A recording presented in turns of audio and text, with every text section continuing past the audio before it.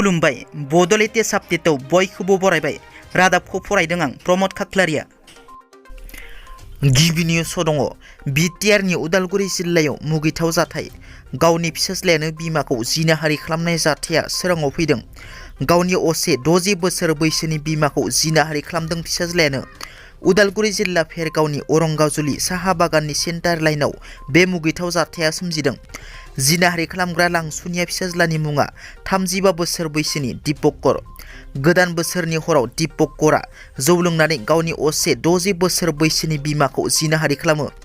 बिमाया जिनाहारिनि बाथ्राखौ उन्दै बिहामजोनो फोरमायनायाव बे बाथ्राया सोराङाव फैयो आरो अर जोंब्लावनाय बायदि जोंखाङो। अखानायै फुङाव रायजो आरो आदिबासि आफादनि दैदेनगिरिफोरा पानेरि थानायाव गथायना होयो दीपकरखौ। कमतापुर रायजोआ दामार जासिगोन नामा? 26 जानुवारिनि गेजेरावनो दाजानो हासिगौ होनना गोबां खौरां बिजोङाव सावरायजागासिनो। दा बाथ्राया जाहैबाय बिटिआरनि माखासे जिल्ला बोखावजायै एबा आनडिभाइडेड गवालपारायाबो बे कमतापुर रायजोआव हाबफागोन नामा? मिरु एबसुनि आफादगिरि दिपेन बर'आ बिटिआरखौ गुबुन रायजोआव एबा कमतापुराव सरजाबनायनि सायाव खेंफोरथि जेंनाखौ समाधान खालामनो थांनायाव जाहाथे आसाम एबा बड'लेण्ड, बिटिआरनि ओनसोल क'क्राझार, चिरां, बङाइगाव, धुब्री, बोखावजायै गवालपारा, बे बोखावजायै गवालपाराया सरजाब जानायनि खोथाया दा ओंखारगासिनो। बेखौ एबसु एबा बिटिआरनि रायजो राजाफोरा माब्लाबाबो मानिनानै लाया। बेखौ स्पष्ट आरो बेखौ रिजेक्ट खालामो। जों बिथांमोननि जेंनाया समाधान जाजानायखौ लुबैयो, नाथाय जेंनाखौ समाधान खालामनो थांनायाव आसामनि ओनसोल एबा बड'लेण्ड, बिटिआरनि ओनसोलखौ दाननानै सोरनोबा होनायखौ माब्लाबाबो गनायनानै लानो हाया होनना दिपेन बर' बिथाङा बुंथियो। फिन सानै बर'नि फिसाया सनानि मेडेल देरहादों। 20थि all India inter school and senior karate चेम्पियनशिपआव चिरांनि CDSA-निफ्राय सानै बर'नि फिसा फारियै सानजिता ब्रह्म आरो बेन्जामिन ब्रह्म सानैबो मेडेल देरहादों। बिसोर सानैबो सनानि मेडेल देरहानो हादों।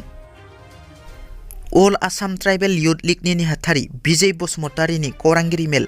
दुलाराय आसाम ट्राइबेल लाइमोन आफादनि नेहाथारि बिजय बसुमतारीया खौरांगिरि मेलनि गेजेरजों फोरमायदों दि ट्राइबेल बेल्ट एन्ड ब्लकआव थानाय नन ट्राइबेलफोरखौ एभिक्सन खालामनांगौ आरो बैफोर बोखारनाय अफिसियेल अर्डार जानानै थाखानायफोरखौ बर' हारिखौ एबा ट्राइबेल माहारिखौ फोथांनानै लाखिनो थाखाय मावफुंनो थाखाय बिटिसि सरकारनिसिम खावलायहरदों आरो बेखौ दिनैसिमबो मानो मावफुंनो एबा एभिक्सन खालामनो हायाखै। बिनिखायनो बिटिसि सरकारनिसिम थाबैनो मावफुंनो थाखाय अल आसाम ट्राइबेल युथ लीगनिफ्राय खावलायहरदों।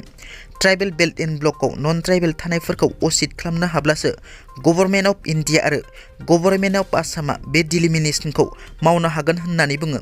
क'क्राझार ST MP सिटआ डि रिजार्भ एबा जेनेरेल जानो थांगासिनो दं।